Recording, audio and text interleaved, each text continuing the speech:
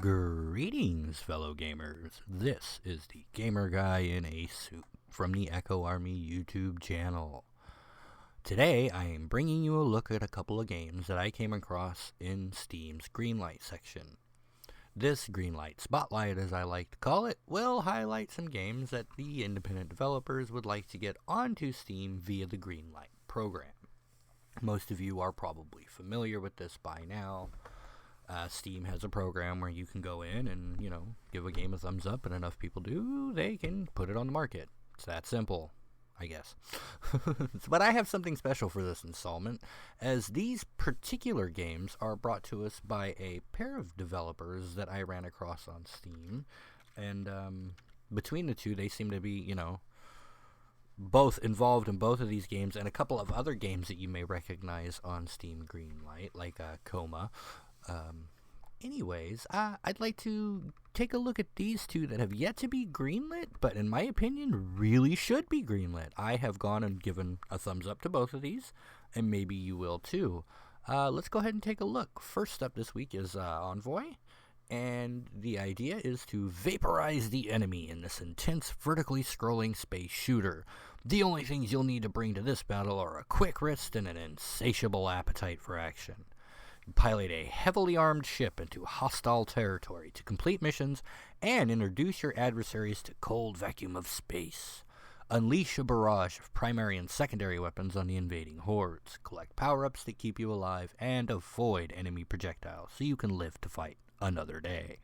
The only things you'll need to bring this battle are a quick wrist and an insatiable appetite for action. So suit up and strap in for the battle of your life. This game is actually really fun and quite addictive.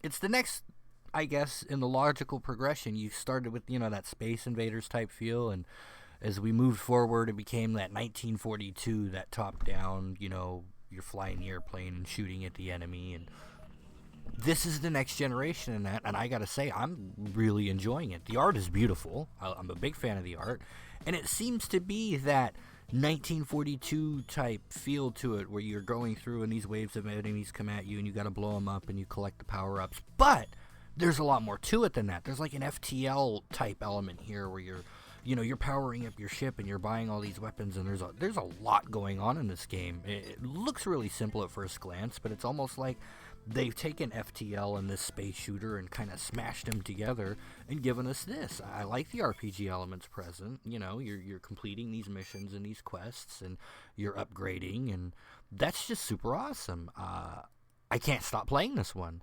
I think you should all give it a try. Go give it a look in Steam's Greenlight. And next up, we are going to go ahead and look at another game from the same developers. Dungeon Journey. Dungeon Journey may look like something familiar to a lot of you. This has been a pretty common theme in some recent games like Desktop Dungeons and maybe a few indies similar to it. Let me read the description real quick. You fight your way through thousands of floors of dungeons. Get precious treasures and slay undead creatures of hell to make your character stronger. Play smart and use spells and abilities wisely to stay alive. Choose a hero that fits your playstyle and learn weaknesses and monster composition to beat them all. Dungeon Journey is very simple and very deep at the same time. It's a good roguelike for everyone. Now, this reminded me immediately of something like Desktop Dungeons, so I was very interested. I'm a big fan of that game. So I went ahead and fired it up and did its cute little tutorial. The tutorial is a little fun. You got a flying pig who's kind of, teasing you and messing with you, but it's good fun. It's good fun. And as you're going through, you realize there's some differences here. I really like there's like a blocking aspect that I'm not used to in this type of game. It's really neat. It comes in kind of handy. So there's like a little quick time, not necessarily a quick time action, but I don't know. You'll have to see for yourself. You have to respond at the proper time to block. So it's a little more interactive than a Desktop Dungeons, even though it just looks like you're clicking on a map and going to the different places and beating the enemies. There's a little more to it. The spells show up and you want to use them at certain times. There's a little strategy involved with moving around the dungeon, as there is in most of these type of games. But the art really pops again on this one and stands out. It's really neat. I like the look of it. It's a little more animated than I really expected, and I think this is yet another game that these developers, these indie developers, have brought an idea that exists, and they've tweaked it a little bit, and I think they've upped it a little bit. I like it. I'm enjoying it very much.